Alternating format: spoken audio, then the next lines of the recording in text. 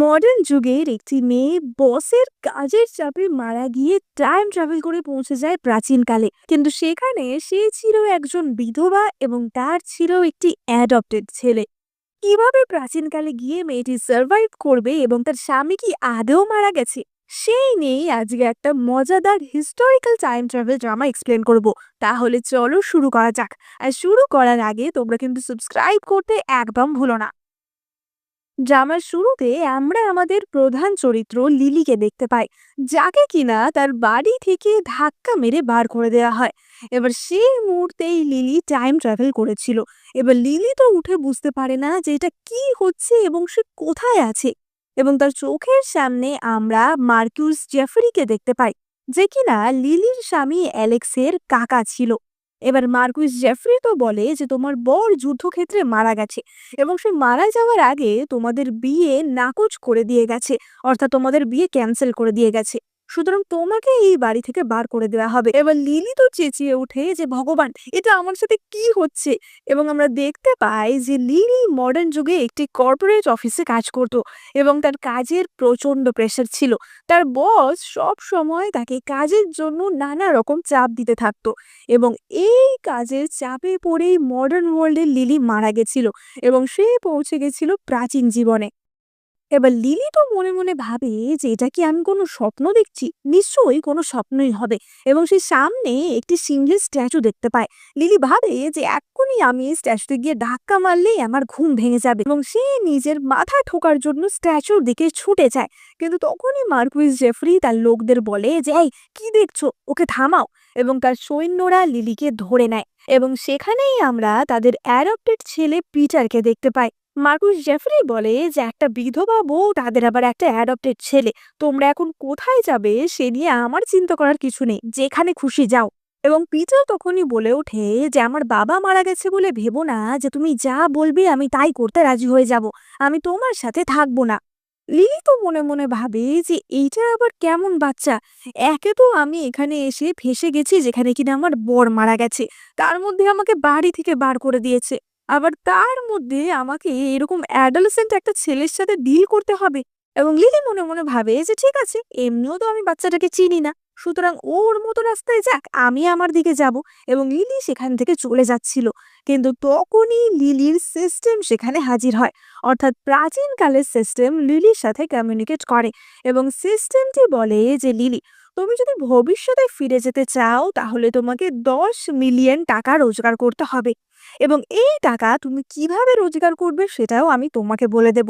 তুমি পিটারের পিছনে যেই পয়সাটা খরচা করবে সেটাই তোমার কাছে 10 গুণ হয়ে ফিরে আসবে। এবার এই কথা শুনে লিলি বুঝতে পারে যে তার মানে পিটারকে তো হাতছাড়া করা যাবে না। এবং সে মনে মনে ভাবে যে 6 বছর ধরে আমি ওই খরুস বসের অ্যাসিস্ট্যান্ট ছিলাম, আর আমি একটা বাচ্চাকে হ্যান্ডেল করতে পারবো না। সে পিটারের হাত ধরে বলে যে আমার খিদে পেয়েছে, চলো আমরা নুডলস খেতে যাই। এবং তারা একটি দোকানে নুডলস খেতে আসে। এবার লিলির কাছে তো সেই মুহূর্তে খুবই কম টাকা ছিল এবং সে খুঁজে খুঁজে কোনো রকমে 10টা টাকা বার করে নিজের মাথার চুল থেকে, পায়ের জুতো থেকে, যেখানে যেখানে সে টাকা লুকিয়ে রেখেছিল সেখান থেকে। এবং সেই টাকা দোকানদারকে দেওয়ার পরই পিটার সেই নুডল খায় এবং সঙ্গে সঙ্গে লিলির কাছে 10 টাকা 10 গুণ অর্থাৎ 100 টাকা হয়ে ফিরে আসে। লিলি তো তার থলি খুলে দেখে যে সেখানে 100টা মুদ্রা রয়েছে এবং লিলি ভীষণই খুশি হয়। লিলি মনে মনে ভাবে যে পিটার তো তার কাছে সোনার ডিম পাড়া হাঁসের সমান। এবার সেও তো পিটারকে অদ্ভুতভাবে দেখছিল এবং পিটার বলে যে তুমি আমাকে এমন করে দেখছো কেন, তুমিই কিন্তু আমাকে এখানে ডেকে এনেছো, আমার কাছে কিন্তু পে করার মতো কোনো টাকা নেই। এবং লিলি বলে যে তুমি কেন পে করবে, আমি তোমার মা, তোমার দেখভাল এবার থেকে আমিই করব। কিন্তু পিটারের এত আদিক্ষেতা পছন্দ হচ্ছিল না। পিটার মনে মনে ভাবে যে ওর হঠাৎ করে এমন কি হলো যে পুরোই বদলে গেল। এবার পরবর্তী দৃশ্যে আমরা দেখতে পাই যে লিলি তাদের থাকার জন্য একটি বাড়ি দেখতে এসেছিল এবং সে তাইফু বলে একটি লোকের থেকে একটি বাড়ি কেনার কথা ভাবে। এবার লিলির কাছে তখনও তো তেমন টাকা ছিল না, তাই জন্য সে তার হাতে থাকা জেড ব্রেসলেটটি দিয়ে একটি বাড়ি কেনে। এবার যেহেতু সে বাড়িটা পিটারের জন্যই কিনেছিল, তাই জন্য বাড়ির জন্য সে যে 50 মুদ্রা হিসেবে খরচাটা করেছিল সেটাও তার কাছে 10 গুণ হয়ে ফিরে আসে। এবং তার পকেটে চলে আসে একটি কড়কড়ে নোট। এবার লিলি তো ভীষণই খুশি হয়। সে পিটারকে বলে যে, দেখো, আমি জানি তুমি এখানের থেকেও আরো অনেক বড় বাড়িতে থাকতে অভ্যস্ত, কিন্তু আমরা তো এখন একটা ট্রানজিশনের মধ্যে আছি। পরে আমি তোমাকে আরো বড় ম্যানশনে নিয়ে যাব। এবং পিটার তো বলে যে ঠিক আছে, আমার এই বাড়িটাই পছন্দ। এবং সে বাড়ির ভিতর ঢুকে যায়। এবার আমরা সেদিন রাতের দৃশ্য দেখতে পাই। এবং আমরা দেখতে পাই যে লিলি রাতের বেলা ঘুমোচ্ছিল। এবং তখনই সে এই প্রাচীনকালের লিলির কিছু স্মৃতি দেখতে পায়। এবং সে তার স্বামী অ্যালেক্সকে দেখতে পায়। সে দেখতে পায় যে তাদের বিয়ের কিছুদিনের মধ্যেই অ্যালেক্স যুদ্ধে চলে গেছিল। এবং সে কথা দিয়েছিল যে সে ১-২ মাসের মধ্যেই ফিরে আসবে। কিন্তু তারপর আর সে ফিরে আসেনি। এবার লিলি দেখতে পায় যে প্রাচীনকালের লিলি পিটারের খাবারের সাথে কিছু ওষুধ মিশিয়ে তাকে খাওয়ানোর চেষ্টা করছিল। হয়তো প্রাচীনকালের লিলি পিটারকে মারারই চেষ্টা করছিল। এবং তাই জন্যই পিটার লিলিকে এতটা অপছন্দ করত। এবার এই স্বপ্ন দেখে লিলি তো উঠে পড়ে এবং বুঝতে পারে যে তার মানে এই কারণেই পিটার তার সাথে এমন ব্যবহার করে। এবার পরদিন সকাল হতেই লিলি পিটারের ঘরে যায় এবং সে দেখে যে পিটার ঘুমোচ্ছে। লিলি মনে মনে ভাবে যে সত্যিই তো, বাচ্চাটার ওপর দিয়ে কত কিছুই না গেছে। প্রথমত আমি ওর সৎ মা, ওর বাবা যুদ্ধে মারা গেছে, তার মধ্যে ওর সৎ মা ওকে মারার চেষ্টা করেছিল, তাহলে ও কি করেই বা ভালো থাকবে। লিলি মনে মনে ভাবে যে আসলে আমি তো কোনোদিন অ্যালেক্সের মুখটাও দেখিনি যে কেমন দেখতে। আমাদের বিয়ের কিছুদিনের মধ্যেই যুদ্ধে চলে যায়, তারপরেও মারা যায়। তাহলে আমি শুধু শুধু পিটারের ক্ষতি কেন করতে চাইবো? এবং সে পিটারের গায়ে ভালো করে চাদর চাপা দিয়ে দিচ্ছিল। কিন্তু তখনই তো পিটার উঠে পড়ে এবং চমকে উঠে বলে যে, তুমি কি করছো? তুমি বিষাক্ত একটা মহিলা, তুমি কি আমাকে মারার চেষ্টা করছো? আগেও তুমি আমাকে মারার চেষ্টা করেছিলে, কিন্তু তখন কোনো কাজ হয়নি। তুমি কি এবার অন্য পথ অবলম্বন করছো নাকি? এবার লিলি তো বলে ওঠে যে, হ্যাঁ, আমি তোমার কোনো ক্ষতি করতে চাইছি না। কিন্তু পিটার বলতে থাকে যে, বলো, তুমি সত্যি করে বলো, তোমাকে কে পাঠিয়েছে? তুমি কি আমার বাবাকে মেরেছো? এবং তখনই লিলি খপাত করে পিটারের হাতটা ধরে এবং তার পালস চেক করে দেখে। লিলি বলে যে, আমি এটাতে অ্যাকচুয়ালি খুবই ভালো, তোমার দেহে কোনো বিষ রয়েছে। পিটার তো বলে ওঠে যে, মানে, আমার দেহে বিষ? এবং লিলি বলে যে হ্যাঁ। এবং লিলি পিটারের জন্য একটি ওষুধ তৈরি করে দেয়। এবার পিটার তো সেটাও খেতে চাইছিল না এবং সন্দেহ করছিল। এবং তখনই লিলি একটু মিথ্যে কথা তাকে বলে। লিলি বলে যে, আসলে আগের দিনও আমি তোমাকে ওষুধ দেওয়ারই চেষ্টা করছিলাম। ওষুধটা খুব তেতো তো, তাই জন্য তুমি হয়তো খেতে চাইবে না। তাই আমি খাবারে মিশিয়ে তোমাকে খাওয়ানোর চেষ্টা করছিলাম। এবার পিটার তো তখনও লিলিকে বিশ্বাস করছিল না। এবং লিলি তখনই বলে যে, তোমার বাবা লর্ড অ্যালেক্স সেন, তোমার কি মনে হয় সে একটা ভুল মহিলাকে বা একটা শয়তান মহিলাকে বিয়ে করে আনবে? তোমার বাবা কি কখনো তোমাকে বলেছে যে আমি আমার ঔষধের সাহায্যে তোমার বাবার প্রাণ বাঁচিয়েছিলাম? তাই জন্যই কিন্তু তোমার বাবা আমাকে বিয়ে করেছিল। এবার এই ওষুধটা তুমি খেয়ে নাও। এবার পিটার তো একটু একটু সন্দেহ করছিল, কিন্তু তবু সে লিলির দেওয়া ওষুধটা খেয়ে নেয়। এবং ওষুধটা তো বেশ তেতো ছিল। লিলি সঙ্গে সঙ্গে পিটারের মুখে একটা লজেন্স ঢুকিয়ে দিয়ে বলে যে, এবার ঠিক আছে তো?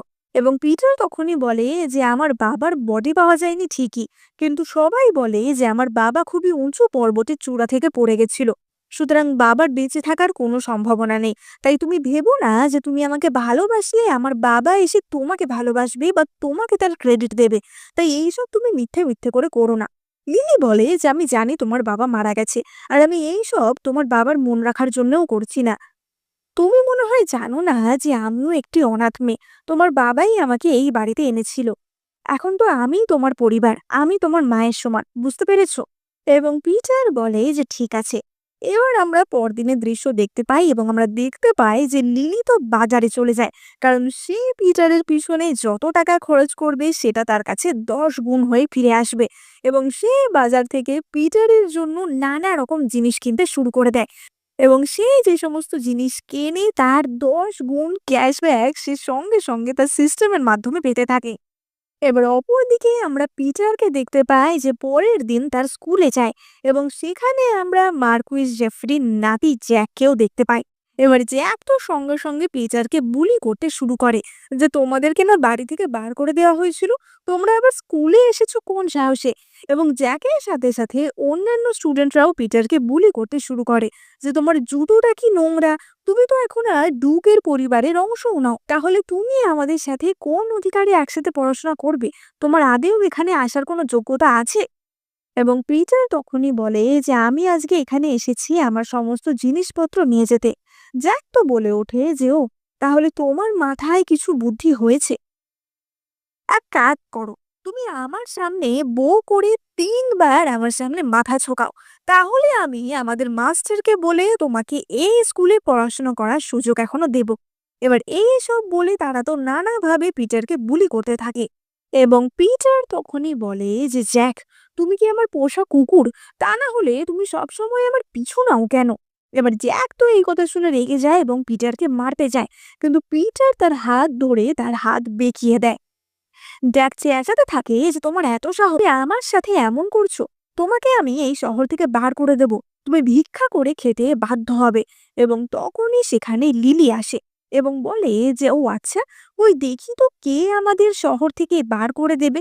এবং জ্যাকরা তো লিলিকেও বাজে বাজে কথা বলতে থাকে যে ও, তুমি সেই আনলাকি ব্রাইড যার সাথে কিনা বিয়ে হওয়ার পরই অ্যালেক্স মারা গেল। সবাই বলতে থাকে যে নিশ্চয়ই পিটারের সৎ মা ওকে ভীষণই অপছন্দ করে, না হলে বিয়ের আগে এত বড় একটা বাচ্চা কে চায়। এবার জ্যাকও তো লিলির নামে খুবই বাজে বাজে কথা বলছিল এবং তখনই পিটার জ্যাককে ঠাস করে এক চড় মারে। জ্যাক বলে ওঠে যে তোমরা জানো না যে আমি কার নাতি, আমার কাকা এক্ষুনি তোমাদের সবাইকে এখান থেকে বার করে দেবে। এবং লিলি বলে যে তার কোনো দরকার নেই, আমরা নিজেরাই এখান থেকে চলে যাব। লিলি বলে যে তোমার কোনো চিন্তা নেই, আমি পিটারকে প্রাইভেটে পড়াশোনা করাবো, আর পিটারকে পড়াশোনা করানোর জন্য বাইরে থেকে মাস্টার বায়ু আসবে। এবার মাস্টার বায়ুনের কথা শুনে তো সবাই অবাক হয়ে যায় যে পিটারকে পড়াশোনা করার জন্য মাস্টার বায়ু আসবে, সেটা কি করে সম্ভব, উনি তো অনেক বছর ধরে পাহাড়ে তপস্যা করছে। এবার লিলি তো তাদের কোনো কথার উত্তর না দিয়েই পিটারের হাত ধরে তাকে নিয়ে সেখান থেকে বেরিয়ে যায়। এবং পিটার তো হেঁটে হেঁটেই বাড়ি ফিরছিল, তখনই লিলি বলে যে হেঁটে কোথায় যাচ্ছ, দেখছো না তোমার জন্য গাড়ি দাঁড়িয়ে আছে। এবং পিটার দেখে যে তার জন্য একটি সুন্দর ঘোড়ার গাড়ি দাঁড়িয়েছিল। আসলে লিলি তো খরচা করে করে সিস্টেমের থেকে 10 গুণ ক্যাশব্যাক পেয়ে বড়লোক হয়ে গেছিল, তাই জন্য সে পিটারের জন্য ঘোড়ার গাড়িরও আয়োজন করেছিল। এবার ঘোড়ার গাড়ি দেখিয়ে জ্যাক এবং অন্যান্য স্টুডেন্টরাও তো হাঁ হয়ে যায় যে পিটারের জন্য এত সুন্দর ঘোড়ার গাড়ি। এবং পিটার সগর্বে সেই গাড়িতে উঠে তার বাড়ির দিকে রওনা দেয়। লিলি তো সবাইকে বাই বাই করে সেখান থেকে বেরিয়ে যায় এবং লিলি চলে আসে মার্কুইস জেফরি অর্থাৎ অ্যালেক্সের কাকার বাড়ির সামনে, যে বাড়ি থেকে তাদেরকে বের করে দেওয়া হয়েছিল। পিটার বলে যে কিন্তু আমরা এই বাড়ির সামনে কি করছি, এটা তো আমাদের বাড়ি না। এবং লিলি বলে যে হ্যাঁ ঠিকই বলেছো, আমাদের বাড়ি হচ্ছে এর পাশের বাড়িটা, যেটা কিনা ওই ম্যানশনের থেকেও অনেক বড় একটা ম্যানশন ছিল। এবার সেই ম্যানশনের সামনে যেতেই সেখান থেকে এক দল প্রহরী বেরিয়ে আসে এবং তারা সবাই পিটার এবং লিলিকে ওয়েলকাম জানায়। এবং সেখানে আমরা বিখ্যাত শিক্ষক মাস্টার বায়ুকেও দেখতে পাই, যে কিনা পিটারের নতুন শিক্ষক ছিল। এবার তারা যখন বাড়ির ভিতরে চলে যাচ্ছিল তখনই সেখানে জ্যাক এবং অন্যান্য সেই বুলি ছেলেগুলি হাজির হয়। লিলি বলে ওঠে যে তোমরা কি সত্যি কুকুর যে আমাকে আমার বাড়ি অব্দি ফলো করছো। এবং সেই বদমাইশ বাচ্চাগুলো তো চেঁচাতে থাকে যে কেউ এখানে এসো, তাড়াতাড়ি এসো, এই বাড়িতে ভুল ভাল লোকেরা ঢুকে পড়ছে, এই বাড়িতে ডাকাতি হচ্ছে। এবং এই সব আওয়াজ শুনে পাশের বাড়ি থেকে মার্কুইস জেফরি বেরিয়ে আসে। জ্যাক বলে যে দাদু দেখো, এরা ডাকাতের মতো চোরের মতো এই বাড়িতে ঢুকে পড়ছে। জাফরি বলে যে তুমি এখানে কি করছো। এবং লিলি বলে যে কেন, আমি আমার বাড়িতে যাচ্ছি। জ্যাফরি বলে যে তুমি একটা ডিভোর্সড মহিলা, তোমাকে আমার বাড়িতে আমি ঢুকতে দেব না।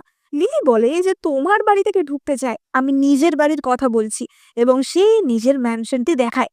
এবার জ্যাফরি তো কিছুতেই বিশ্বাস করে না যে এটা লিলির হতে পারে এবং সে বলে যে কি, আমার পাশের এই ম্যানশনটা তোমার, এটা একসময় যুবরাজের বাড়ি ছিল, যে মারা যাওয়ার পর এখানে কেউ থাকে না ঠিকই, কিন্তু লোকজন কিন্তু এই বাড়ির খেয়াল ঠিকই রাখে।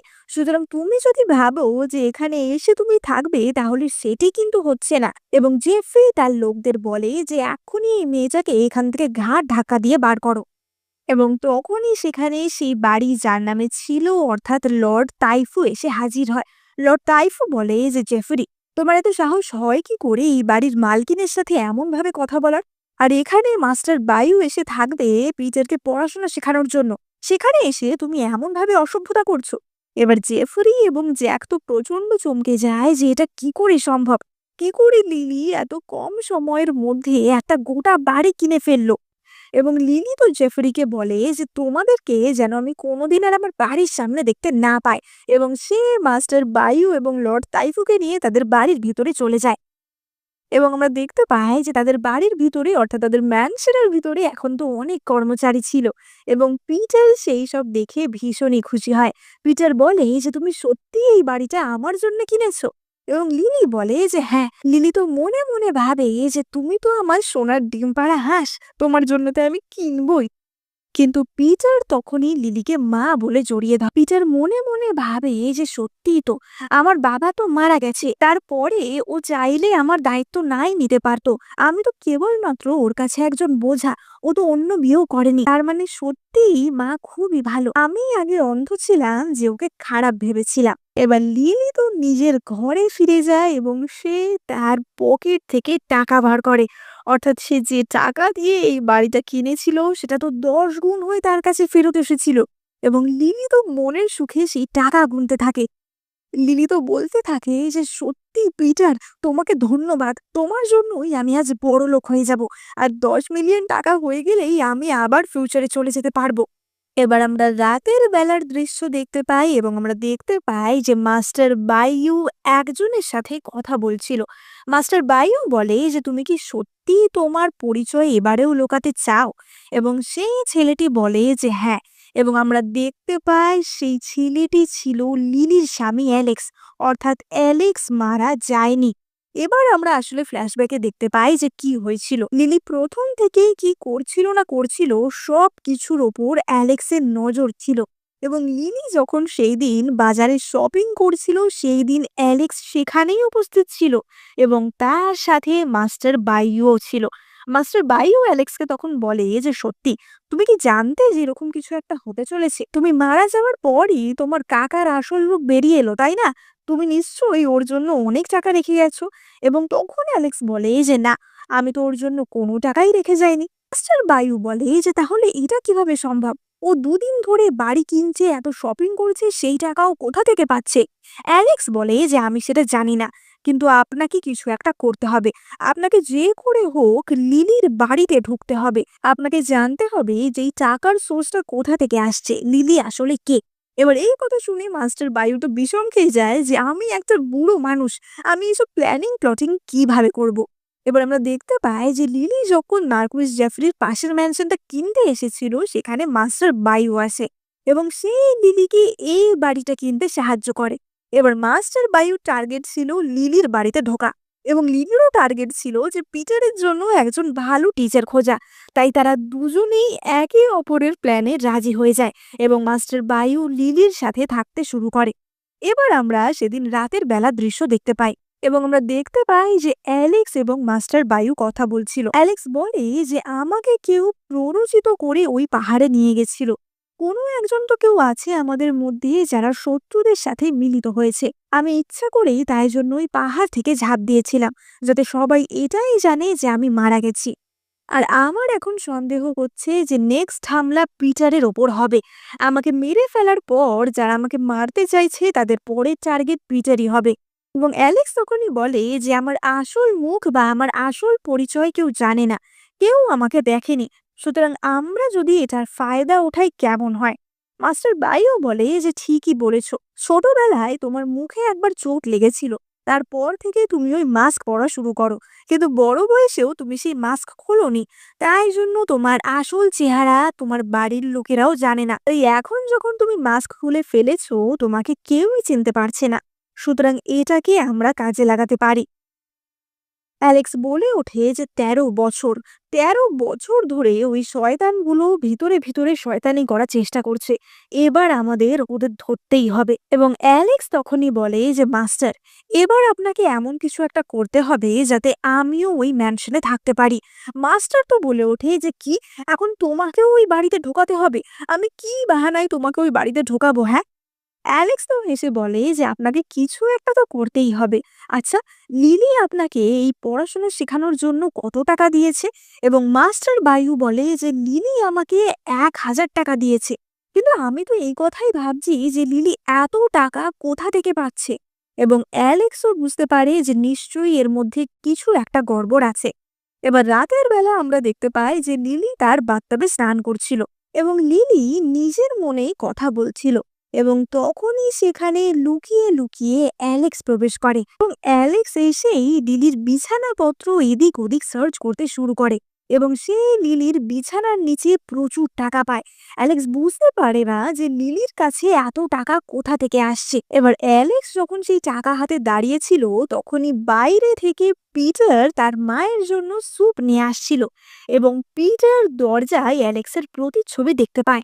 পিটার দেখতে পায় যে কেউ একজন দরজার ভিতরে টাকা হাতে দাঁড়িয়ে আছে। পিটার তো সঙ্গে সঙ্গে চেঁচিয়ে ওঠে যে, "মা, তুমি ঠিক আছো তো? চোর এসেছে, চোর এসেছে!"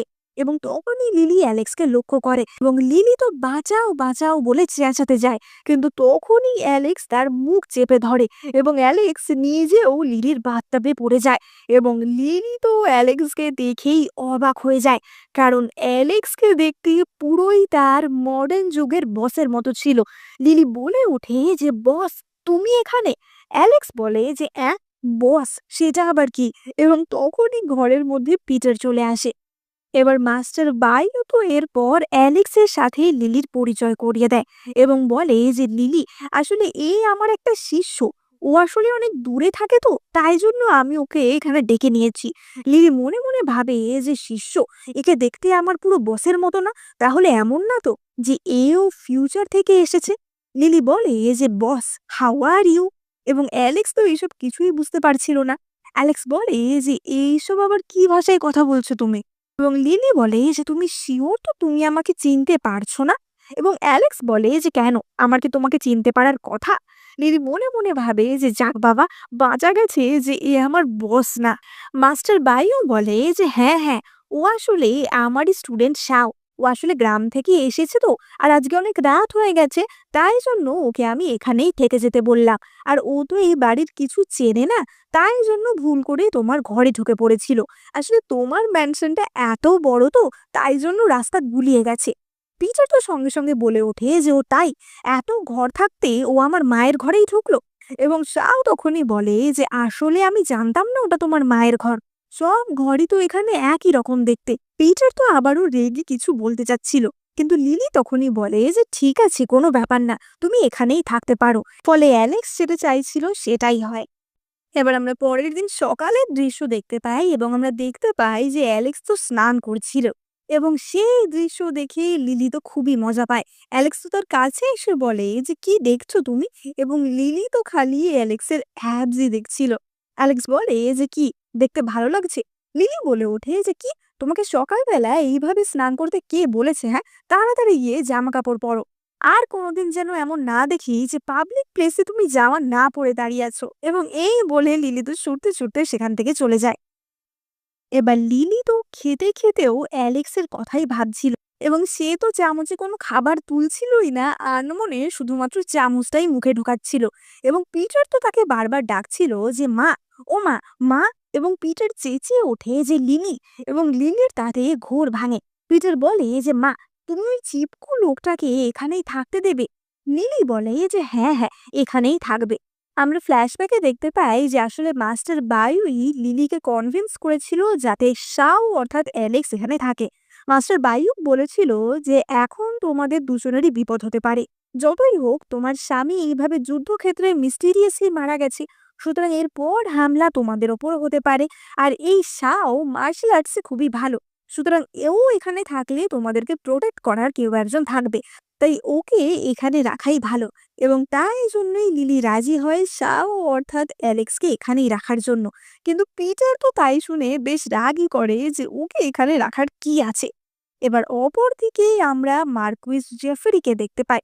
মার্কুইস জেফরি তার একজন লোককে বলে যে, "তোমরা কি অ্যালেক্সের বডি খুঁজে পেয়েছো?" এবং লোকটি বলে যে না, আমরা অনেক জায়গাতেই লোক পাঠিয়েছি কিন্তু খুঁজে পাওয়া যাচ্ছে না। কিন্তু ওখানে যে সমস্ত লোকেরা উপস্থিত ছিল সবাই বলেছে যে অ্যালেক্স খুবই উঁচু একটা পাহাড় থেকে পড়ে গেছে, সুতরাং বেঁচে থাকার কোনো চান্সই নেই।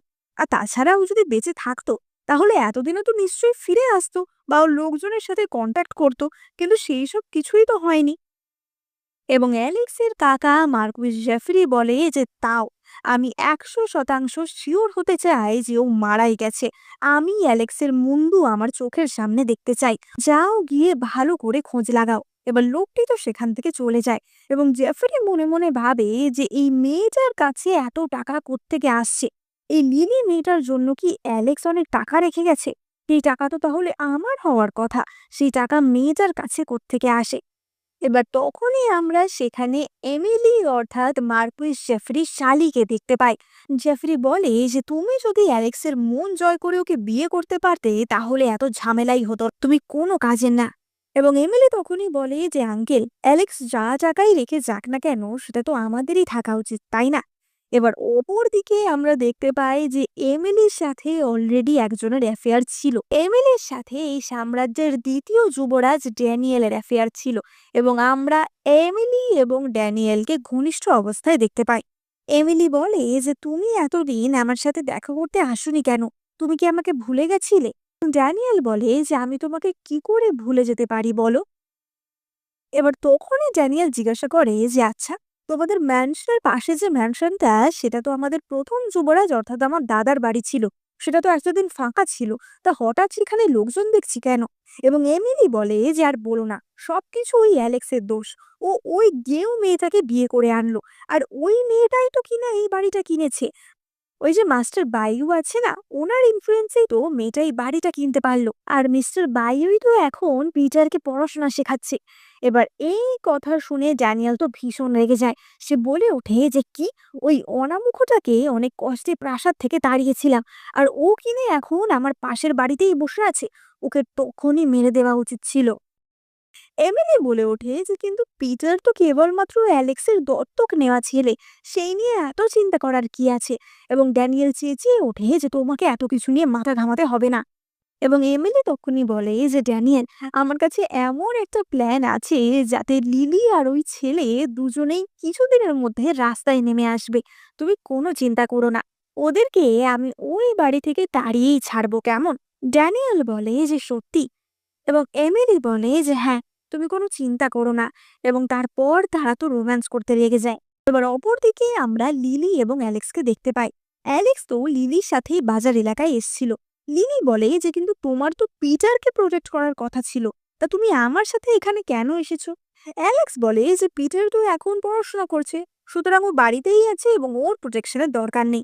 কিন্তু তুমি বাজার এরিয়ায় এসেছো, সুতরাং তোমার প্রোটেকশনের দরকার। কিন্তু তুমি একটা ব্রথেলে কেন যাচ্ছ? সেখানে তোমার কি কাজ? এবং লিলি বলে যে আমি এই ব্রথেলটা কিনতে চাই। অ্যালেক্স তো চমকে ওঠে যে কি, তুমি ব্রথেল বা পতিতালয় কেন কিনবে? এবং লিলি বলে যে দেখ, ওসব কিছু না, আসলে এই লোকেশনটা ভীষণ ভালো, তাই আমি এটা কিনে এটাকে একটা শপিং মলে পরিবর্তন করব। এবার ওই ব্রথেল থেকে তখনই একটি মহিলা বেরিয়ে আসে এবং বলে যে তুমি যে এত বড় বড় কথা বলছো, তুমি জানো এই ব্রথেলটার মালিক আসলে কে? এবং লিলি তখনই তার পকেট থেকে 1 মিলিয়ন টাকা বার করে দেয় এবং বলে যে মালিক যেই হোক না কেন, এই টাকাটা কি যথেষ্ট? এবার মেয়েটি তো এত টাকা দেখে চমকে যায় এবং বলে যে ঠিক আছে, আমি এক্ষুনি আমাদের ম্যানেজারকে ডেকে আনছি।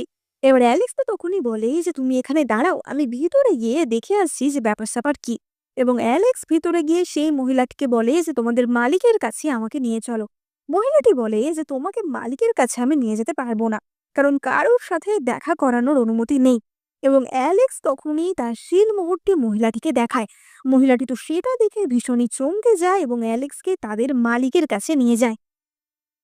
এবং সেখানে আমরা এই ব্রথেলের মালিক পলকে দেখতে পাই। পল তো অ্যালেক্সকে দেখে সঙ্গে সঙ্গে তাকে হাগ করতে আসে এবং বলে যে মাস্টার, প্লিজ আমাকে একটা হাগ দিন। অ্যালেক্স তো তাকে দূরে সরিয়ে বলে যে এইসব বাজে কথা রাখো, এখনই কিছুক্ষণ পর একজন মহিলা এই ব্রথেলটা তোমার থেকে কিনতে আসবে এবং সে তোমাকে 1 মিলিয়ন টাকাও দেবে, কিন্তু তুমি কিছু একটা বলে সেটা কাটিয়ে দেবে, এটা বিক্রি করবে না। আর নর্থ ইস্টে আমাদের যে ইনভেস্টিগেশনটা চলছিল সেটা কত দূরে এগোলো? এবং পল বলে যে আমরা ইনভেস্টিগেশন করে যে জানতে পেরেছি সেখান থেকে আপনার কাকা জেফরিরই নাম উঠে আসছে। এবং অ্যালেক্স বলে যে ও একটা গাধা, ও জানে না যে ওকে বলির পাঁঠা হিসেবে ব্যবহার করা হচ্ছে। ওর পিছনে কারা আছে সেটাকেই আমাকে খুঁজে বার করতে হবে। আর যে লোকটা আমাকে হামলা করেছিল তার হাতে একটা ট্যাটু ছিল, সুতরাং সেই লোকটাকে খুঁজে বার করা জরুরি। এবার অন্যদিকে আমরা দেখতে পাই যে ব্রথেলের মহিলাটি লিলিকে সেখান থেকে তাড়িয়ে দেয় এবং সে বলে যে আমাদের মালিক এই ব্রথেল বেচতে রাজি না, সে তুমি যত টাকাই দাও না কেন। এবার লিলি তো মনে দুঃখ নিয়ে সেখান থেকে বেরিয়ে যায়, কারণ তার বিজনেস প্ল্যান সফল হচ্ছিল না। কিন্তু তখনই লিলিকে একজন অ্যাপ্রোচ করে এবং সেই লোকটি লিলির কাছে এসে বলে যে তুমি কি কোনো প্রপার্টি কিনতে চাও, তাহলে আমার খোঁজে বেশ ভালো কিছু চাষের জমি আছে, তুমি চাইলে সেগুলো কিনতে পারো। এবার লিলি তো সেটা শুনে খুশি হয় যে ঠিক আছে, চাষের জমিও প্রপার্টি হিসেবে ভালো। এবং লিলি সেই লোকটির সাথে ডিল করে। লিলি তার জমানো 1 মিলিয়ন টাকা সেই লোকটিকে দিয়ে দেয় এবং তার বদলে কিছু চাষের জমি কেনে। এবার লিলি তো মনে মনে ভাবে যে আমি তো এবারে 1 মিলিয়ন টাকা খরচা করেছি, তাহলে নিশ্চয়ই আমি এর 10 গুণ টাকা ফেরত পাবো, মানে 10 মিলিয়ন। আর 10 মিলিয়ন পেলেই আমি আবার ভবিষ্যতে চলে যেতে পারবো। কিন্তু তখনই লিলি লক্ষ্য করে যে তার সিস্টেম তাকে 10 গুণ টাকা ফেরত দিচ্ছে না। সিস্টেম জানায় যে এই টাকা তো শপিং মল তৈরির জন্য খরচা করা হয়েছে, এই টাকা তো পিটারের জন্য খরচা করা হয়নি, সুতরাং এই টাকার 10 গুণ ফেরত হবে না। এবার এই কথা শুনে লিলির তো মাথায় হাত পড়ে যায় যে এটা কি হলো, এবং সে তাড়াতাড়ি আবার সেই লোকটিকে খুঁজতে যায় তার টাকা ফেরত নেওয়ার জন্য। এবং তখনই আমরা দেখতে পাই যে সেই লোকটি টাকাগুলি এমিলিকে দিচ্ছিল। এমিলি তো লিলিকে দেখেই বলে যে ও মা, আমার এক্স বৌদি এখানে কোথা থেকে এলো। লিলি বলে যে তুমি তোমার জমি ফেরত নিয়ে নাও আর আমাকে আমার টাকা ফেরত দাও। এমিলি বলে যে এইভাবে তো হয় না, একবার যে ডিলটা হয়ে গেছে, যেটা কেনা বেচা হয়ে গেছে, সেটা আর এরম ভাবে ফেরত দেওয়া যাবে না। আর তাছাড়া এটা রাজকুমারীর প্রপার্টি, তুমি এটা নিয়ে এরকম ছেলে খেলা করতে পারো না। ফলে লিলি তো সেখান থেকে তার জমির কাগজ নিয়ে ফেরত যেতে বাধ্য হয়। এবার অপরদিকে আমরা এমিলি এবং সেই লোকটির কথা শুনতে পাই। লোকটি বলে যে তুমি আমাকে রাজকুমারীর প্রপার্টি চুরি করে ওকে বেচতে বলেছো, আমাদের কোনো অসুবিধা হবে না তো? এমিলি বলে যে আরে ধুর, এগুলো রাজকুমারীর সবচেয়ে অনুর্বর জমি যেগুলো ছিল সেগুলো, যেগুলোকে আর কেউ ব্যবহারই করতে পারবে না কোনো। এই জমি নিয়ে রাজকুমারী কোনোদিন মাথায় ঘামাবে না। তুমি এখান থেকে 70% রাখো আর আমাকে 30% দাও। এবার এমিলি তো লোকটির সাথে ডিল করার চেষ্টা করছিল, কিন্তু লোকটি পুরো টাকা নিয়ে সেখান থেকে চলে যায়। এবার অপর দিকে আমরা লিলিকে দেখতে পাই এবং সে যে জমিগুলি কিনেছিল সেগুলি দেখতে গেছিল, কিন্তু সেগুলি ভীষণই অনুর্বর, পুরোই পাথুরে জমি ছিল। সেখানকার লোকজনেরা সেখানে কোনো ফসলই ফলাতে পারতো না। লিলি তো বুঝতে পারে না যে এরকম পাথুরে জমি নিয়ে সে কি করবে। লিলি তার সিস্টেমকে জিজ্ঞাসা করে যে আমি কি এই জমিগুলো তোমার কাছে বেচতে পারবো, এবং সিস্টেম জানায় যে এরকম কিছুই তো সম্ভব না। এবার লিলি তো প্রচন্ড মন খারাপ নিয়ে বাড়িতে ফিরে আসে, কারণ তার এত বড় একটা ক্ষতি হয়ে গেছিল। এবং লিলি বাড়িতে বসে ড্রিঙ্ক করছিল, তখনই সেখানে অ্যালেক্স আসে। অ্যালেক্স বলে যে আমারও মন খারাপ থাকলেই আমি ড্রিঙ্ক করি, তোমার কি হয়েছে বলো তো? লিলি বলে যে মন খারাপ থাকলে ড্রিঙ্ক, এত ড্রিঙ্ক করার পরও তো আমার মন খারাপ কমছে না।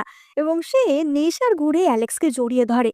সে কাঁদতে থাকে যে আমার জীবনটা এত হার্ড কেন, এত বছর আমি অফিসে এত কাজ করেছি, পরিশ্রম করেছি, তারপরেও কিছু করতে পারিনি।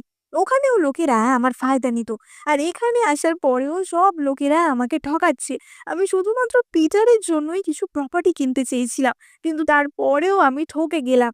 এবার আমি বাড়ি কি করে যাব, এবার আমি নিজের বাড়িতে কি করে ফিরবো? এবং এই বলে লিলি তো অ্যালেক্সকে জড়িয়ে কাঁদতে থাকে। অ্যালেক্স বলে যে আমাকে ক্ষমা করো, এইসব সত্যি তোমার একার দায়িত্ব ছিল না।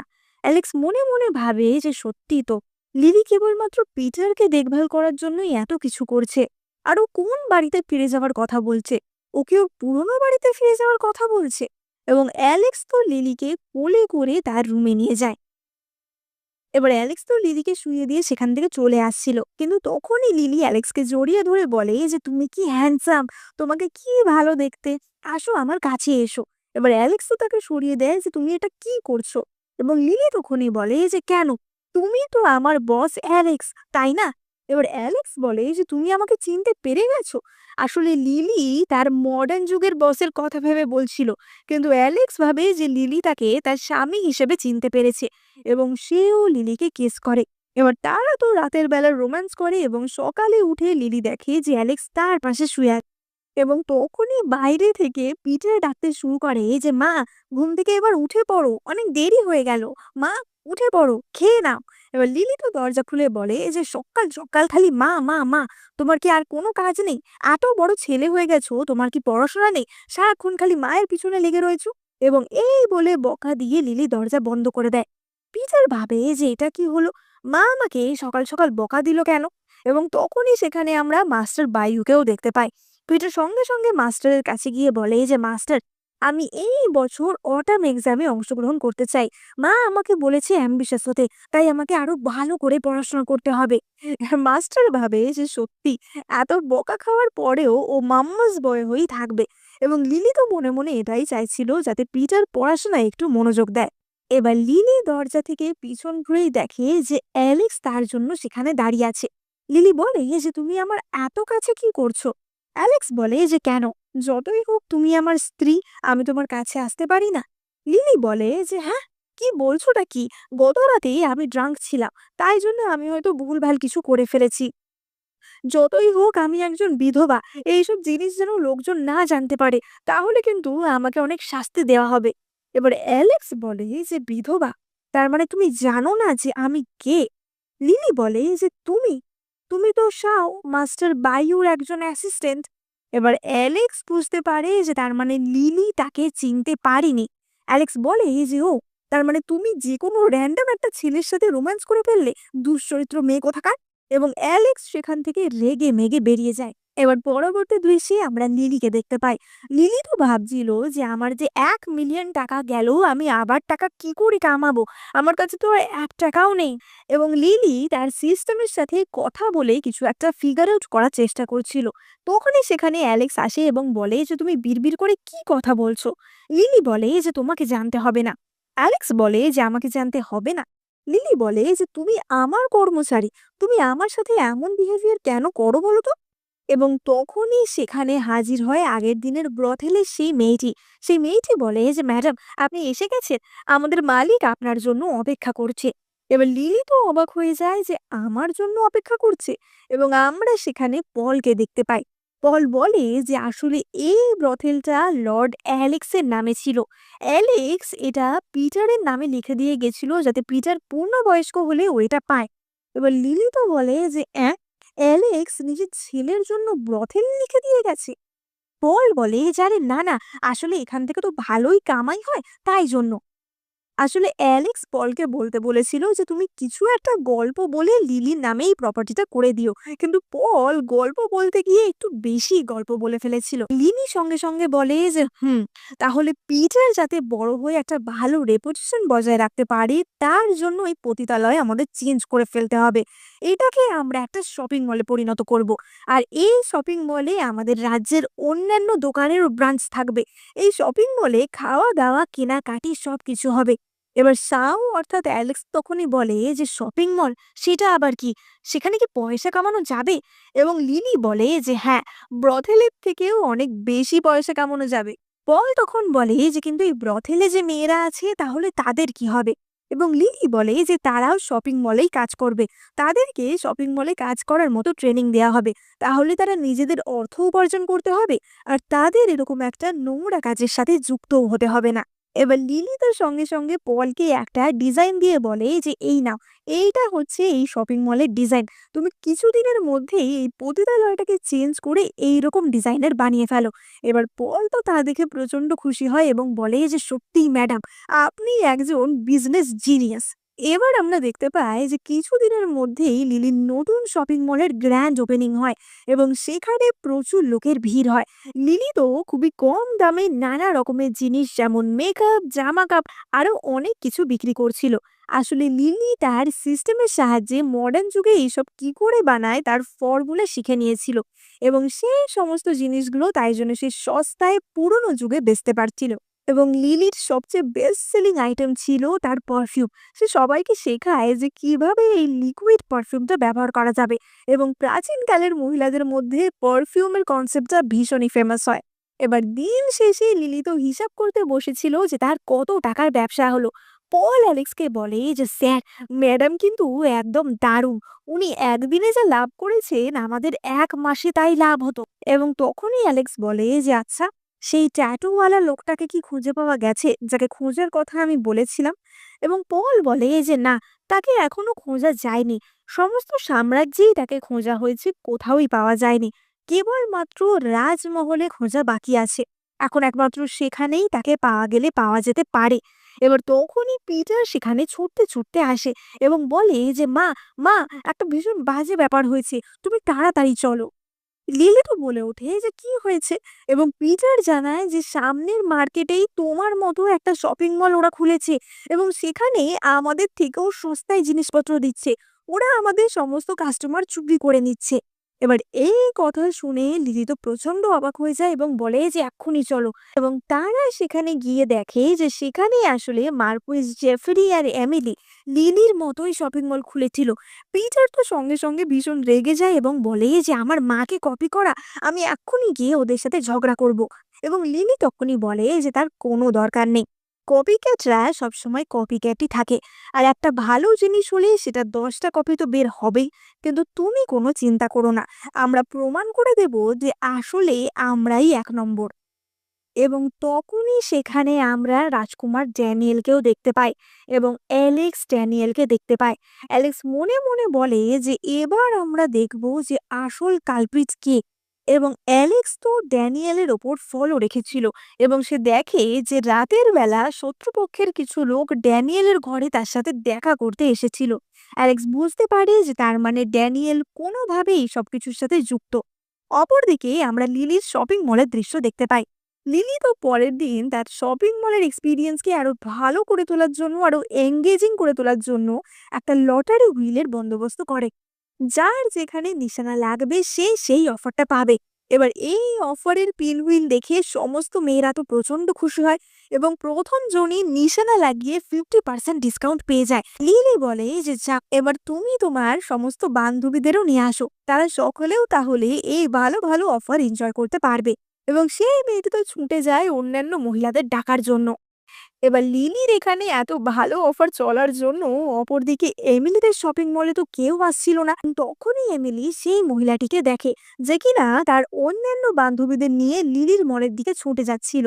এমিলি বলে যে তুমি কোথায় যাচ্ছ, এবং মহিলাটি বলে যে লিলির মলে আজকে দারুণ অফার, তাই জন্য আমরা সবাই মিলে সেখানেই যাচ্ছি। এমিলি তো চেষ্টা করে তাদেরকে নিজের দোকানে নিয়ে আসার জন্য, কিন্তু তারা তো বলে যে না না, আমরা এখন এখানে যাব না, এবং তারা ছুটতে লিলির ওখানে চলে যায়। এবার এমিলি তো ভাবে যে এখানে এমন কি হচ্ছে যে সবাই ওখানে যাচ্ছে, এবং সে নিজেও লিলির দোকানে আসে। সে লিলির দোকানে এসে দেখে যে লিলি তখন আরো নতুন নতুন অফার দিচ্ছে। লিলি বলে যে আজকে সবচেয়ে বেশি যে খরচা করবে তাকে ফ্রিতে বিউটি ট্রিটমেন্ট দেয়া হবে, এবং সে তো পলের মুখে শীট মাস্ক লাগিয়ে দেখাচ্ছিল যে কি ট্রিটমেন্ট দেয়া হবে। এবং তখনই ড্যানিয়েল এসে এমিলিকে বলে যে তুমি না বলেছিলে লিলিকে পথে আনবে, তুমি এমন কাজবাজ করছো তাতে 2 দিন পর তোমাকেই পথে বসতে হবে। এবার এমিলি তো তোতলাতে থাকে যে সে কি বলবে, এবং ড্যানিয়েল বলে যে তোমাকে দিয়ে কোনো কাজ হবে না, আমাকে অলরেডি কেউ লক্ষ্য করে ফেলেছে। কালকে রাতেই কেউ আমার ঘরে এসেছিল এবং কিছু চুরি যায়নি। এই ব্যাপার নিয়ে তোমাকে আর কিছু করতে হবে না, এবার আমি ব্যাপারটা হ্যান্ডেল করব। কিছুদিন পরই রাজকুমারীর জন্মদিন। লিলিকে ওই জন্মদিনে ডাকা হবে এবং তারপর আমি ওকে জেলে পচাবো। এবার অন্যদিকে আমরা লিলিকে দেখতে পাই এবং পলকে দেখতে পাই। পল লিলির জন্য একটা খুব সুন্দর কাঁচের তৈরি বোতল এনেছিল, এবং পল বলে যে ম্যাডাম, আপনি কি করে জানলেন যে ওই পাথরগুলো থেকে এইরকম একটা কাঁচের বোতল পাওয়া যাবে? এবার আমরা দেখতে পাই যে লিলি আসলে তার দুর্ভাগ্যকে কিভাবে ব্যবহার করেছিল। লিলি একদিন সিস্টেমে দেখছিল যে কি কি জিনিস কিভাবে বানানো যায়, অর্থাৎ মডার্ন যুগের বিভিন্ন জিনিস বানানোর ফর্মুলা। এবার সেখানের বহু জিনিস তো সে আগেই বানিয়ে শপিং মলে বেচছিল, এবং তখনই সে লক্ষ্য করে যে কাঁচের বোতল কিভাবে বানানো যাবে। কোন পাথর থেকে কাঁচ বানানো যাবে। এবং তখনই সে বুঝতে পারে সে যে অনুর্বর জমিটি কিনেছিল সেটা আসলে একটা কোয়ার্টজ পাথরের খনি। সুতরাং সেখান থেকে পাথর নিয়ে খুব সহজেই কাঁচের তৈরি জিনিস বানানো যাবে। এবং তেমন করেই লিলি এই সুন্দর পারফিউমের বটলগুলো বানিয়েছিল। এবার তখনই অ্যালেক্স এসে লিলিকে খবর দেয় যে রাজকুমারী আনপিং তাকে তার জন্মদিনে নিমন্ত্রণ করেছে। লিলি তো বলে যে বাহ, এটা তো খুবই সম্মানের কথা। এবং অ্যালেক্স বলে যে তা বটে, কিন্তু আমার কিছু একটা সন্দেহ হচ্ছে। আমার মনে হয় এর মধ্যে কিছু একটা ট্র্যাপ রয়েছে। লিলি বলে যে তাহলে তুমি আমার সাথে যাবে আমাকে প্রোটেক্ট করার জন্য, কিন্তু তোমাকে কি ওখানে ঢুকতে দেবে? এবং অ্যালেক্স অর্থাৎ শাও বলে যে আমাকে ঢুকতে দেবে না এমন কোনো জায়গা এখানে নেই। এবার রাজকুমারীর তরফ থেকে ফর্মালি লিলিকে ইনভিটেশন লেটার পাঠানো হয়। এবং তখনই পল তাকে বলে যে আসলে রাজকুমারী মনে হয় কিছু একটা এজেন্ডা নিয়ে তোমাকে ইনভাইট করেছে। লিলি বলে যে কিন্তু আমি তো রাজকুমারীকে চিনিও না। এবং পল তখন বলে যে আসলে রাজকুমারী অনেক দিন ধরেই অ্যালেক্সকে পছন্দ করত, কিন্তু অ্যালেক্স কখনোই তাকে বিয়ে করতে রাজি হয়নি। এবার লিলি তখনই বলে যে সে না হয় বুঝলাম, কিন্তু রাজকুমারের বার্থডেতে যাওয়া মানে আমাদের দোকানের প্রমোশন করা, সুতরাং সেখানেই আমাকে যেতেই হবে। এবার লিলি বলে যে পল, এই কাচের শিশিটা তুমি এমিলিকে বেচবে 1 মিলিয়ন টাকায়। এবার পল তো বলে যে 1 মিলিয়ন টাকা! আমি মানছি এই বোতলটা দেখতে সুন্দর, কিন্তু তা বলে এটা 1 মিলিয়ন টাকায় কি কিনবে? লিলি বলে যে তুমি কোনো চিন্তা করো না, এটার ভেতর আমি পারফিউম ভরে দেবো। আর তুমি এমিলিকে একটা গল্প দিয়ে দেবে যে এটা একটা খুবই রেয়ার জিনিস, এটা অন্য একটা সাম্রাজ্য থেকে এসছে, এরকম জিনিস এই সাম্রাজ্যে পাওয়াই যায় না, এটা কোনো সাধু আশীর্বাদ স্বরূপ পাঠিয়েছে। এই সমস্ত ঢপের গল্প দিয়ে তুমি 1 মিলিয়ন টাকায় এটা এমিলিকে বেচবে। এবার পল তো সেই বোতল নিয়ে চলে যায়। পল বলতে থাকে যে এরা বড় বউ দুজনেই দেখছি ভীষণ কমপ্লিকেটেড মাইন্ডেড। এবার আমরা রাজকুমারী আনপিং এর জন্মদিনের দৃশ্য দেখতে পাই। এবং আমরা সেখানে এমিলিকে দেখতে পাই। এমিলি তো রাজকুমারীর জন্য উপহার স্বরূপ সেই কাঁচের শিশিটাই এনেছিল, যেটা কিনা লিলি তাকে 1 মিলিয়ন টাকায় ঢপের গল্প দিয়ে বেচেছে। এমিলি বলতে থাকে যে এই জিনিসটা ভীষণ রেয়ার, এটা অন্য একটা সাম্রাজ্য থেকে এসছে। এবং রাজকুমারীও সেই শিশি হাতে ভীষণই অবাক হয়ে যায়। এবার তখনই একজন মহিলা বলে ওঠে যে এমিলি, তুমি যে বলছো এটা ভীষণ রেয়ার সেটা সত্যি, কিন্তু এটা একমাত্র আছে এমন কিন্তু না। এই বোতল তো আমি লিলির শপিং মলেই দেখেছি। এমনকি এই বোতল তো একটা আমার নিজের কাছেই আছে। এবং আমন্ত্রিত অপর একটি মহিলাও দেখায় যে তার কাছেও সিমিলার দেখতে একটা বটল রয়েছে। এবার এমিলি তো ভীষণই এম্বারেসড হয়ে পড়ে এবং বলে যেটা কি করে সম্ভব, যে আমাকে বেচেছে সে বলল যে এরকম বটল পৃথিবীতে একটাই রয়েছে, তাহলে তোমার কাছে কি করে এলো? এবার সবাই তো বলে যে হ্যাঁ, আমরা তো লিলির মলে মনে হয় এরকম জিনিস দেখেছি। এবার আমরা ফ্ল্যাশব্যাকে দেখতে পাই যে লিলি কি করেছিল। লিলি তার টপ 5 কাস্টমারকে এইরকমই পারফিউমের শিশি উপহার স্বরূপ পাঠিয়েছিল, এবং সেটা রাজকুমারীর জন্মদিনের ঠিক আগের দিন পাঠিয়েছিল। এমিলি তাকে ঠকিয়ে ঠিক যেইভাবে 1 মিলিয়ন টাকা নিয়েছিল, সে সেই 1 মিলিয়ন টাকা আবারও ফেরত নিয়ে নিয়েছিল। এবার এমিলি তো তখনই বলতে থাকে যে ও, আমার গিফটটা তাহলে স্পেশাল না, তাহলে আমিও দেখতে চাই যে লিলি তুমি রাজকুমারীর জন্য কি গিফট এনেছো, তুমি এমন কি জিনিস এনেছো। এবং লিলি বলে যে আমি রাজকুমারীর জন্য একটা ডেজার্ট এনেছি। এমিলি বলে ওঠে যে ডেজার্ট, তুমি একটা ডেজার্ট এনেছো রাজকুমারীর জন্য? এবার রাজকুমারীও তো বলে যে না না, আমিও দেখতে চাই যে লিলি আমার জন্য কি খাবার এনেছে। এবং আমরা দেখতে পাই যে লিলি রাজকুমারীর জন্য খুব সুন্দর একটা বার্থডে কেক এনেছিল। এবার সেই কেক খেয়ে সবাই তো ভীষণ খুশি হয়, এবং রাজকুমারীও লিলির অনেক প্রশংসা করে। কিন্তু রাজকুমারী মনে মনে অন্য কথা বলে। রাজকুমারী আনপিং মনে মনে বলে যে লিলি, আমি অ্যালেক্সকে পছন্দ করতাম, কিন্তু অ্যালেক্স আমাকে পাত্তা না দিয়ে তোমাকে বিয়ে করেছিল। তুমি কি ভাবছো তোমার এই ঢপের কেক খেয়ে আমি পটে যাব? এবং রাজকুমারী তার কর্মচারীকে জিজ্ঞেস করে যে সবকিছু রেডি আছে তো। এবং রাজকুমারীটি একটি ড্রিঙ্কের গ্লাস সেই কর্মচারীকে দিয়ে বলে যে এটা লিলিকে দাও। রাজকুমারী বলে যে লিলি, তোমার কেক খেয়ে আমি ভীষণই খুশি হয়েছি, তাই এই ড্রিঙ্কটা তোমার জন্য। এবার কর্মচারী তো ড্রিঙ্কটা দিতে গিয়ে ইচ্ছা করে সেটা লিলির গায়ে ফেলে দেয়, এবং যার ফলে লিলির জামাটা ভিজে যায়। রাজকুমারী চেঁচিয়ে উঠে কর্মচারীটিকে বলে যে তোমার কি কোনো সেন্স নেই, যাও ওনাকে এক্ষুনি নিয়ে যাও জামাটা বদলে দেওয়ার জন্য। এবং কর্মচারী লিলিকে অন্য একটি রুমে চেঞ্জ করার জন্য নিয়ে যায়। এবং এই ব্যাংকুয়েটে আমরা দ্বিতীয় যুবরাজ ড্যানিয়েলকেও দেখতে পাই। এবার কর্মচারীটি লিলিকে একটি ঘরে নিয়ে এসে বলে যে এখানে আপনি অন্য জামাকাপড়গুলি বদলে নিতে পারেন। এবং আমরা দেখতে পাই যে সেই ঘরে একটি ধূপ জ্বলছিল। কিছুক্ষণ পর কর্মচারীটি রাজকুমারী আনপিং এর কাছে গিয়ে বলে যে রাজকুমারী, ওইদিকে বাজে কিছু ঘটে গেছে।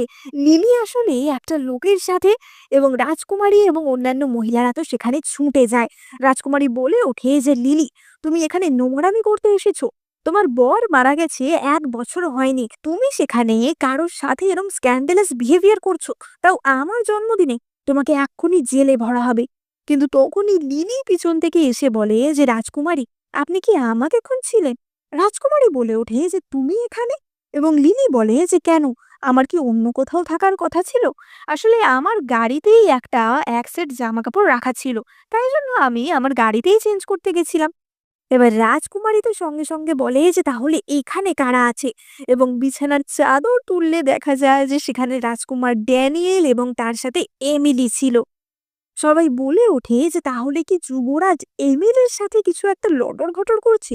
এবং রাজকুমারী বলে যে বাহ ড্যানিয়েল, কি ভালো কাজটাই না তুমি করলে। এবং তারা সবাই সেখান থেকে রেগে মেগে বেরিয়ে যায়। এমিলি তো ড্যানিয়েলকে ধরে বলতে থাকে যে ড্যানিয়েল, আমাকে ফাঁসানো হয়েছে, বিশ্বাস করো, এখানে আমার কোনো দোষ নেই। ড্যানিয়েল এমিলির হাত সরিয়ে দিয়ে বলে যে তুমি একদম চুপ করো। এমিলি বলতে থাকে যে এইসব লিলি করেছে। এবং ড্যানিয়েল বলে যে লিলি, তুমি দাঁড়াও খালি, তোমাকে আমি মজা দেখাচ্ছি। এমিলি তো বলে ওঠে যে দিদি, আমি তোমাকে ছাড়বো না। এবং লিলি তখনই বলে যে তুমি আমাকে ছাড়বে না? তোমার এই দুর্দশার জন্য যদি কেউ দায়ী হয়ে থাকে সেটা তুমি নিজে। তুমি নিজেকে দায়ী করো, কারণ তুমি একটা গাধা। তুমি আমাকে ফাঁসানোর চেষ্টা করেছিলে, আর তুমি কি ভাবছিলে যে আমি ফাঁসা অবধি অপেক্ষা করব? তুমি কি ভেবেছো তুমি কি কি করেছো আমি জানি না? এবং এমিলি তখনই বলে যে আমি কি করেছি, আমি কিছুই বুঝতে পারছি না। এবং লিলি বলে যে তুমি ভেবো না যে আমি জানি না যে তুমি আমার আর পিটারের ক্ষতি করার চেষ্টা করেছো। যারা পিটারের ক্ষতি করার চেষ্টা করবে তাদের কাউকেই কিন্তু আমি ছাড়বো না। এবং এই বলে লিলি তো রেগে মেগে সেখান থেকে চলে যায়। এবার আমরা ফ্ল্যাশব্যাকে দেখতে পাই যে তখন আসলে কি হয়েছিল। কর্মচারীটি লিলিকে এই ঘরে রেখে এখান থেকে চলে যায়। লিলি তো সঙ্গে সঙ্গে মুখে রুমাল চাপা দিয়ে নেয়। এবং আমরা দেখতে পাই যে তখনই অ্যালেক্স সেখানে অজ্ঞান অবস্থায় এমিলিকে নিয়ে আসে এবং এমিলিকে বিছানায় রেখে দেয়। এবার তারপরই ড্যানিয়েল এই ঘরে এসেছিল এবং সেই অ্যাফ্রোডিসিয়াক ধূপের প্রভাব ড্যানিয়েলের ওপর হয়, ফলে সে এমিলির সাথে গিয়ে রোম্যান্স করতে শুরু করে। এবার যেহেতু তাদের আগে থেকেই একটা সম্পর্ক ছিল, সুতরাং কেউ কাউকে বাধা দেয় না এবং লিলি আর অ্যালেক্স সেখান থেকে ভালোভাবে বেরিয়ে আসতে পারে। এবার এইসব ঘটনা হয়ে যাওয়ার পর লিলি আর অ্যালেক্স তো ফিরে যাচ্ছিল, কিন্তু তখনই তাদেরকে ড্যানিয়েল এবং রাজকুমারী আটকায়। ড্যানিয়েল বলে ওঠে যে লিলি, তোমার এত সাহস, তুমি কি ভেবেছো তুমি আমাকে ফাঁসিয়ে এখান থেকে চলে যেতে পারবে? ভুলে যেও না যে এটা রাজকুমারীর ম্যানশন। এবার লিলি তো বলে ওঠে যে রাজকুমার, আপনি কি বলছেন?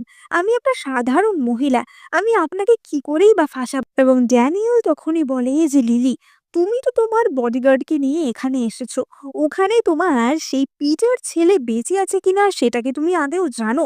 এবং লিলি তখনই বলে যে আচ্ছা, তার মানে তুমি জেফরির সাথে মিলিত হয়ে পিটারকে বিষক্রিয়া করিয়েছিলে, তুমি ওকে মারার চেষ্টা করছিলে, কিন্তু কেন? আচ্ছা, তোমরাই অ্যালেক্সকে ওই পাহাড়ের ধারে নিয়ে যেতে বাধ্য করোনি তো? ড্যানিয়েল বলে যে বাহ, তুমি তো খুব বুদ্ধিমান, তুমি সব কিছু বুঝে গেছো, কিন্তু তাতেও কি কোনো লাভ আছে? তোমার কাছে কি কোনো প্রমাণ আছে? লিলি তো বলে ওঠে যে রাজকুমারী আনপিং, আপনি তো অ্যালেক্সকে পছন্দ করতেন, তা আপনি কেন এই প্ল্যানিং এ অংশগ্রহণ করবেন? এবং তখনই আনপিং বলে ওঠে যে তুমি একটা গাধা, তুমি বোঝো না, অ্যালেক্স যদি আমার হতে না পারে তাহলেও কারুর হবে না, তার চেয়ে ওর মরে যাওয়া ভালো। এবং লিলি তখনই বলে যে অ্যালেক্স আপনার সাথে থাকার থেকে মরে যাওয়াটাই বেশি ভালো মনে করেছে। এবার আনপিং তো চেঁচিয়ে ওঠে যে তুমি কে, হ্যাঁ, তুমি একটা গাধা গাইয়া মেয়ে, তুমি আমাকে লেকচার দিচ্ছ? এবং লিলি বলে যে আমি অ্যালেক্সের বৈধ স্ত্রী, সুতরাং আমি ওর হয়ে কথা বলবোই। এবার এই কথা শুনে রাজকুমারী তো আরো রেগে যায় এবং সে বলে ওঠে যে তোমাদের দুজনকে আমি এখান থেকে বার হতে দেব না, আজকে তোমাদের দুজনকে আমি এখানেই খতম করব। লিলি বলে যে দেশে কি কোনো নিয়ম কানুন নেই নাকি? এবং তখনই যুবরাজ ড্যানিয়েল চেঁচিয়ে ওঠে যে নিয়ম, আমি এখানকার নিয়ম, আমি যুবরাজ, আমি চাইলে সমস্ত নিয়ম বদলে ফেলতে পারি। এবং তখনই সেখানে মহারাজ প্রবেশ করে। মহারাজ বলে যে ও তাই, আমার উপস্থিতিতেও কি কেউ এমন কথা বলতে পারবে? এবার মহারাজ আসার সাথে সাথেই সকলে তো বউ করে এবং মহারাজ অ্যালেক্স এবং লিলিকে উঠে দাঁড়াতে বলে। ড্যানিয়েল তো বলে ওঠে যে বাবা, আমি কিছু বুঝতে পারছি না যে এখানে কি হচ্ছে। মহারাজ বলে যে বুঝতে পারছো না, তাহলে আমি তোমাকে ভালো করে বোঝাচ্ছি। এবং মহারাজ তখনই সেই লোকটিকে ডেকে আনে, অর্থাৎ যেই লোকটি কিনা এমিলির সাথে মিলিত হয়ে সেই জমিগুলো বেঁচেছিল। আমরা বুঝতে পারি যে এই লোকটাই ছিল সেই লোকটা যাকে কিনা অ্যালেক্স খুঁজছিল, অর্থাৎ যার হাতে সেই ট্যাটু ছিল। ড্যানিয়েল বলে ওঠে যে আমি তো কিছুই বুঝতে পারছি না, এসব কি হচ্ছে। এবং অ্যালেক্স তখনই তার মুখোশটি পরে দেখায়। সবাই অ্যালেক্সের আসল পরিচয় জানতে পারে। রাজকুমারী আনপিং বলে ওঠে যে অ্যালেক্স, তুমি এখনো বেঁচে আছো? অ্যালেক্স বলে যে তুমি একদম চুপ করো। ড্যানিয়েল বলে ওঠে যে তুমি এখনো বেঁচে আছো। এবং আমরা বুঝতে পারি যে অ্যালেক্স এই দিন ইচ্ছা করেই বাড়ির বাইরে ছিল, কারণ অ্যালেক্স জানতো যে সে না থাকলে পিটারকে মারার চেষ্টা হবে এবং পিটারকে মারার জন্য এই লোকটাকে পাঠানো হবে।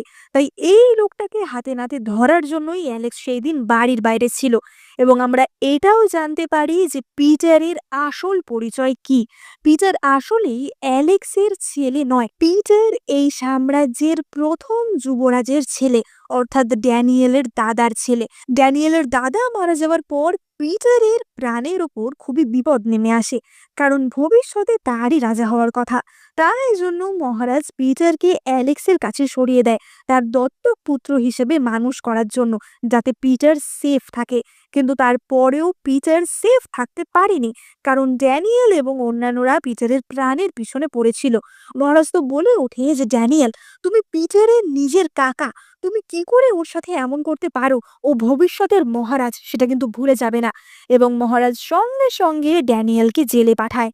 এবার এমিলি তো বলে ওঠে যে লিলি, সবসময় তোমার সাথেই এত ভালো কেন হয়? এবং এমিলি কাছেরই একজন সৈন্যের তলোয়ার খুলে নেয় এবং সেটা নিয়ে লিলির দিকে তেড়ে যায়। তো সেই তলোয়ার লিলির পেটে ঢোকানোর আগেই লিলির সামনে চলে আসে অ্যালেক্স এবং তলোয়ার সোজা গিয়ে অ্যালেক্সের পিঠে ঢুকে যায়। মহারাজ তো সঙ্গে সঙ্গে আদেশ দেয় যে এমিলিকে জেলে ভরে দেওয়ার জন্য, কিন্তু আমরা দেখতে পাই যে অ্যালেক্স সেখানেই অজ্ঞান হয়ে পড়ে যায়। লিলি তো সঙ্গে সঙ্গে চেঁচিয়ে ওঠে যে কেউ তাড়াতাড়ি 911-এ কল করো, কিন্তু তার তখনই মনে পড়ে যে এটা তো প্রাচীনকাল এবং লিলি বলতে থাকে যে তাড়াতাড়ি চিকিৎসক ডাকো এবং চিকিৎসক ডেকে অ্যালেক্সের চিকিৎসা করা হয়। এবার আমরা কিছুদিন পরের দৃশ্য দেখতে পাই এবং আমরা দেখতে পাই যে অ্যালেক্স তো এখন কিছুটা ঠিক ছিল এবং সে তো উঠেই লিলিকে কোলে নিয়ে নেয় এবং তাকে কিস করতে যায়। কিন্তু তখনই তাদের ঘরে পিটার ঢুকে আসে। এবার পিটার তো তাদের দেখে চোখ বন্ধ করে নেয়। অ্যালেক্স বলে যে তুমি আর আসার সময় পাওনি না, যাও বাগানে গিয়ে 50টা দৌড় লাগাও। এবং পিটার তো সেখান থেকে চোখ বন্ধ করেই ওইভাবে বেরিয়ে যায় এবং অ্যালেক্স মন ভরে লিলিকে কিস করে। এবার আমরা পরবর্তী দৃশ্যে দেখতে পাই যে ড্যানিয়েলকে ধরিয়ে দেওয়ার জন্য মহারাজ তো লিলিকে 1 মিলিয়ন স্বর্ণমুদ্রা পুরস্কার হিসেবে দিয়েছিল। লিলি বলে যে এখন আমার কাছে অনেক টাকা আছে। এবার অ্যালেক্স তাকে জিজ্ঞাসা করে যে কিন্তু তুমি প্রথম থেকেই এত টাকা কামানোর জন্য আগ্রহী কেন? এবং লিলি মনে মনে ভাবে যে কারণ আমি আমার বাড়ি ফিরে যেতে চাইছিলাম, আমি আবার আমার সময় ফিরে যেতে চাইছিলাম, কিন্তু এখন আমি বুঝতে পারছি যে এটাই আমার বাড়ি। এবং লিলি তখন বলে যে কারণ আমি তোমার খেয়াল রাখতে চাই। এবং অ্যালেক্স বলে যে ঠিক আছে, তাহলে এখন থেকে আমি তোমার পার্সোনাল বডিগার্ড। এবার অ্যালেক্স তো লিলিকে জিজ্ঞাসা করে যে আচ্ছা, ওই দিন যে তুমি আমাকে চিনতে পেরে গেছিলে সেটা কি করে চিনলে? তুমি তো কোনোদিন আমাকে মাস্ক ছাড়া দেখোইনি। এবং লিলি বলে যে আমি যদি বলি যে আমি তোমাকে আগের জন্মেই চিনতাম, তাহলে কি তুমি বিশ্বাস করবে? এবং অ্যালেক্স বলে যে নিশ্চয়ই করব। এবং এই বলে সে আবারও লিলিকে কিস করতে যাচ্ছিল, কিন্তু তখনই সেখানে আবারও পিটার চলে আসে। অ্যালেক্স বলে যে তোমার কি পড়াশোনা নেই? তুমি সবসময় মা বাবার মধ্যে চলে আসো কেন? এবং তখনই পিটার বলে যে আমি যখন ভবিষ্যতে রাজা হব, তখন মা তোমাকে আমি রাজমাতা বানাবো, কেমন হবে বলো? এবার এই কথা শুনে লিলি তো খুব খুশি হয়। তো অ্যালেক্স বলে যে রাজমাতা কি করে হবে? লিলি তো তোমার বায়োলজিক্যাল মা না, তাহলে? এবং পিটার তখনই বলে যে লিলি আমার বায়োলজিক্যাল মা না হলেও আমি তাকে মাই মনে করি এবং আমি তাকে সবসময় মা মনে করব। কিন্তু তুমি তো আমার বায়োলজিক্যাল বাবা নও, তাহলে তোমাকে আমি এবার থেকে দাদা বলে ডাকবো আর মাকে মা বলেই ডাকবো। এবার এই কথা শুনে অ্যালেক্স তো ভীষণ খচে যায় এবং বলে যে, "কি? এইটুকু পুচকে এত বড়, বড় কথা?" এবং পিটার সেখান থেকে ছুটে পালায়। এবং আমরা দেখতে পাই যে তারা ৩ জন ভীষণই আনন্দে, ভীষণই খুশিতে এইভাবেই দিন কাটাচ্ছিল। পিটারকে তারা নিজের সন্তানের মতোই বড় করছিল। লিলি বলে যে, "এইভাবেই আমি আমার এই পুরো জীবনটা কাটাতে চাই।" এবং অ্যালেক্স বলে যে, "শুধু এই জীবনটা কেন? এর পরেও যদি কোনো জন্ম থেকে থাকে, আমি তোমার সাথে এইভাবেই কাটাতে চাই।" লিলি বলে যে, "আর পরের জন্মে যদি তুমি আমাকে খুঁজে না পাও তাহলে?" এবং অ্যালেক্স বলে যে, "চিন্তা করো না। পরের জন্মে তুমি যেখানেই থাকো না কেন, আমি তোমাকে ঠিকই খুঁজে বার করব।" এবং তখনই লিলির জ্ঞান ফেরে মডার্ন যুগে এবং আমরা দেখতে পাই যে হসপিটালে লিলি অ্যাডমিট ছিল। অর্থাৎ ওভারওয়ার্কের ফলে সে যে অসুস্থ হয়ে পড়েছিল, তারপর সে প্রাচীন যুগে চলে গেছিল। এবং এইসব ঘটনার পর সে আবারও মডার্ন যুগে ফিরে আসে এবং লিলি চোখ খুললেই দেখে যে তার চোখের সামনে অ্যালেক্স, অর্থাৎ তার বস অ্যালেক্স। অ্যালেক্স তার হাত ধরে বসে আছে। লিলির মনে পড়ে যায় প্রাচীন কালের অ্যালেক্সের বলা কথাগুলো, অর্থাৎ পরের যে কোনো জন্মে অ্যালেক্স তাকে ঠিকই খুঁজে নেবে এবং অ্যালেক্স তাকে সত্যিই খুঁজে নিয়েছে। এবং আমরা বুঝতে পারি যে সেখান থেকে মডার্ন যুগে লিলি আর অ্যালেক্সের রোম্যান্সের কাহিনীও শুরু হয় এবং এখানেই আমাদের এই কিউট ড্রামাটা শেষ হয়। তো তোমাদের এই ড্রামার এন্ডিংটা কেমন লাগলো? মডার্ন যুগে ফিরে আসার এই টুইস্টটা তোমাদের ভালো লেগেছে কিনা কমেন্ট করে জানাতে একদম ভুলো না। ড্রামাটা ভালো লাগলে লাইক, কমেন্ট, শেয়ার, সাবস্ক্রাইব এক্ষুনি করে দিও। এই চ্যানেলে আমি তোমাদের জন্য অনেক চাইনিজ ড্রামা এক্সপ্লেন করে থাকি। তাই তোমরা চটপট সাবস্ক্রাইব করে নোটিফিকেশন বাটনটা অন করে দিও। দেখা হবে পরের ভিডিওতে।